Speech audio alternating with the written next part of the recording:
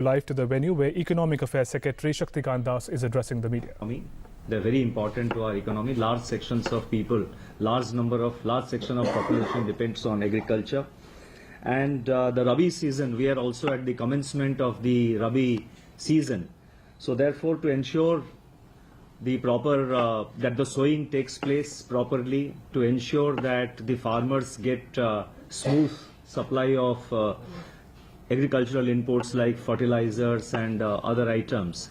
The government has decided that, as you know, crop loans are sanctioned by the various banks subject to certain limits. Now, it has been decided, therefore, by the government to permit the farmers to draw up to ₹25,000 per week against the crop loans sanctioned and credited to their accounts, subject to the limits, because the farmers, depending on their holding and which crop they are raising, they get various, there are limits up to which these loans are sanctioned. And this will also apply to the Kisan credit cards. So up to ₹25,000 per week, the farmers can draw in cash. And these accounts have to be in the name of the concerned farmer. The accounts will have to be naturally KYC compliant. And as I said earlier, this will be subject to the loan limits. The second decision which has been taken by the government is that, as you know, the farmers go to the APMC markets or the agricultural mandis which we have in various parts of the country, and the agricultural producers marketing committees run these mandis. So farmers who sell their produce, agricultural produce of the last season, the Kharif season, who sell their produce in the mandis, and these produces are, as you know, purchased by the traders. So the government has decided that the payments which the farmers receive, either by way of check, which is deposited into the bank account of the farmer, or which is credited to by RTGS method into the bank account of the farmer, from that account the farmers can draw up to ₹25,000 per week. It has to be naturally from the farmer's own account. And let me also add that these accounts have to be KYC compliant. This is the second decision which the government has taken. So this will enable the farmers to have cash in their hands and to carry on with their normal agricultural activities in terms of purchasing inputs or in terms of purchasing seeds and their other requirements. The third decision that has been taken by the government is that, as you know, we have these APMC markets, mandis, as I mentioned. So the traders who are registered with the APMC markets, they will be permitted to draw ₹50,000 per week. And like business entities, the government has permitted that business entities also are permitted to draw ₹50,000 per week. So similarly, the registered traders with the APMC markets also will be permitted to draw ₹50,000 per week, because they have various sundry cash requirements of payment of wages on a daily basis to the workers and other sundry expenses. So this will facilitate smooth procurement process in the mandis and will help the farmers to sell their produce without any difficulty. And these accounts of the traders, registered traders, naturally will have to be KYC compliant accounts. I would like to mention that all the cases where government is very particular that these accounts will have to be KYC compliant. The fourth decision is that relates to the crop insurance premium, the payment of crop insurance premium. Now, the time limit, there is a certain time limit up to which the crop insurance can be paid. And the states fix various time limits for, depending on their local agricultural and farming conditions.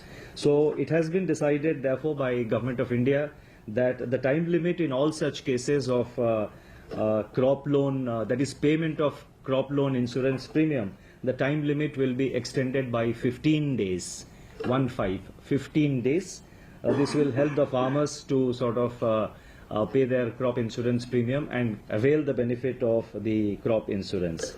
The fifth point relates to the wedding ceremonies which are being conducted now. This is the wedding season, and representations have been received by the government, and the Honorable Prime Minister, the Honorable Finance Minister also have got a number of representations from various sections. So this has been considered by the government, and it has been decided that for marriage, for wedding ceremonies which are going on, up to 2.5 lakh rupees will be permitted to be drawn from the bank account. Now, naturally, again, these accounts will have to be KYC compliant accounts, and there has to be drawn one per marriage, and it can be drawn either from the account of the father or the mother, or the account of either of the, the boy or those who are getting married. And let me complete, please. And these accounts naturally will have to be subject to KYC. There has to be PAN details mentioned against the card, and a self-declaration also will be obtained that the money is being drawn only from one account, because it is possible that in a family there will be multiple accounts by the parents or by the son or by the daughter. So therefore, there will be a self-declaration, and it is our expectation that the people will adhere to this norm. People in our country are generally law-abiding, and our expectation, government's expectation, is that people will abide by this rule, by this condition.